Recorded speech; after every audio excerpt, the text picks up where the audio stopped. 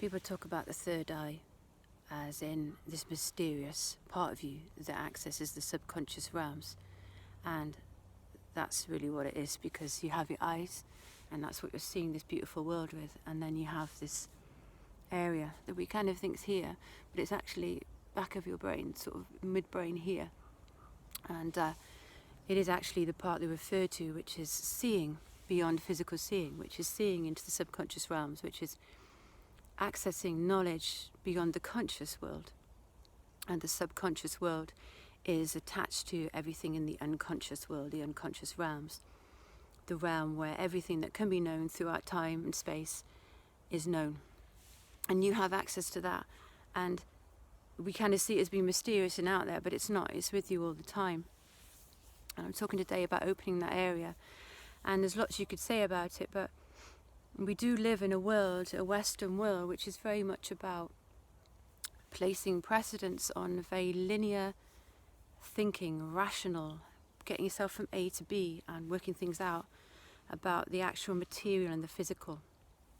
And in a way, this has been quite detrimental to us, because it's taken us away to something that's fundamentally a very important part of who we are, which is the spiritual, the sacred, the heart wisdom. So you think about your heart chakra here, this area is the bridge between the physical and the spiritual. And being able to live in a feeling sense, to be in tune with your intuition and your instinct and your feeling about what is right and energy in the world, is quite important for how we interact with people and the world around us. So to be able to open your heart to other people and to the world, I think is such an important part of where we are now in humanity, rather than closing this off, but being the feeling sense again, and working your way through the world with feeling.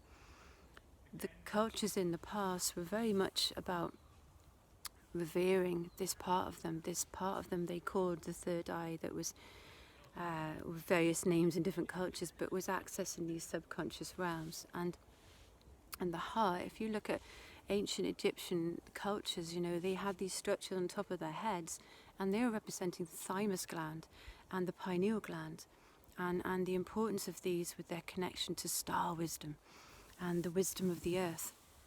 If you look at Indian Buddhas, they have a pine cone on top of their head. It looks like a pine cone shape because it's referring to the pineal gland.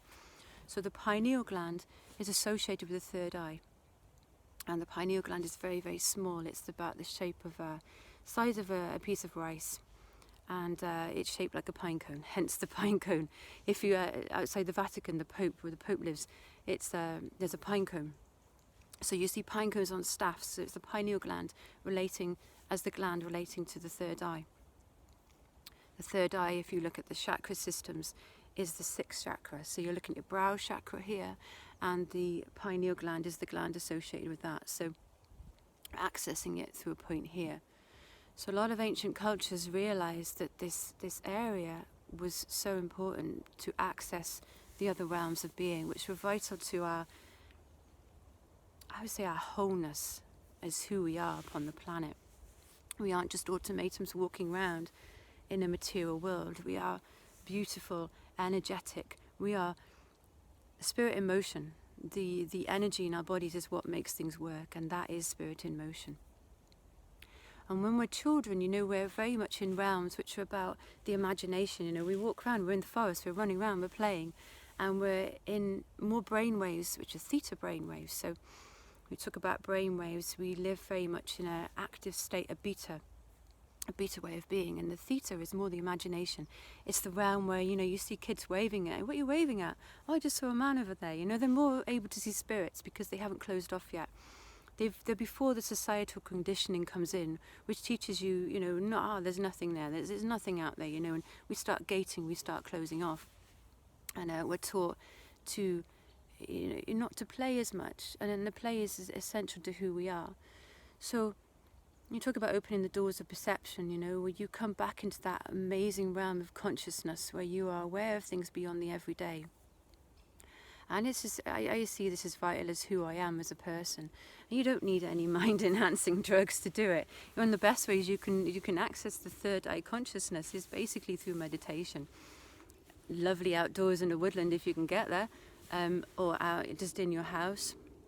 But daily practice of meditation actually puts you into a state of no mind. So you're going into a place where you are not so much linear thinking, but you're coming back into these heart realms. You're coming into the realms of the subconscious, where you might have visions or words or feelings or images, senses come to you that are guidance for your life. Spending 20 minutes a day, or go into a place of peace where you can access what's internally guiding you. Another thing you can do is here. If you go here between your eyebrows and just access here, you'll feel a little dent. And if you just gently circle this. So in ancient Chinese methods, acupressure, stimulating pressure points, which are energy points under the skin, is known as yin tang. And if you stimulate this point, it's opening the passageway through to the third eye and aligning your spirit bodies. It's a lovely thing to do just for relaxation as well, and to helping things like headaches. But just pressing into this several times a day will help you just open that third eye area. And just coming for a walk in places like this, where you let go of your thoughts, your everyday, what's bothering you, or your worries, and you just come back into the now, and you come back into the now of the peace of who you are. If anything, in a way forward, we may say we're progressing as a species. I don't think we are, really. I think we're going severely backwards. For thousands and thousands of years, people knew how to work with the energy systems in their bodies, and they knew how to work with nature. They had an intimate connection with God, and they had an intimate connection with nature, and they worked with that. And that's the way that we can now move forward. So coming into the remembering of your sacred being, your spiritual being, and questioning, because you're not all that you're being told that you are. You are more than that, in the most fantastically amazing way.